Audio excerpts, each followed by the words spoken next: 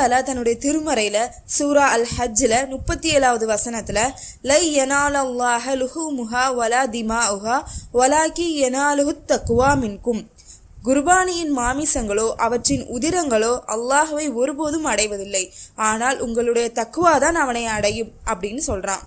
அதாவது குர்பானி கொடுப்பவருடைய நியத்து இது அல்லாஹ்வுக்காக மட்டுமே செய்யறதா இருக்கணுமே தவிர பிறரிடம் தன்னுடைய பெருமையை காட்டுவதற்காக இருக்கக்கூடாது.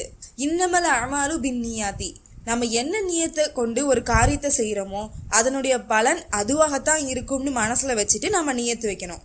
அதனால குர்பானி கொடுக்கறவங்க தான் கொடுக்க போற குர்பானியில எந்த விதத்திலையும் பெருமைக்காகவோ அல்லது பிறருக்கு காட்டணுன்ற எண்ணத்திலேயோ அல்லாம முழுக்க முழுக்க தூய்மையாக அல்லாஹிற்காக மட்டுன்ற நியத்தோட கொடுக்கணும் இன்ஷா அல்லாஹ்.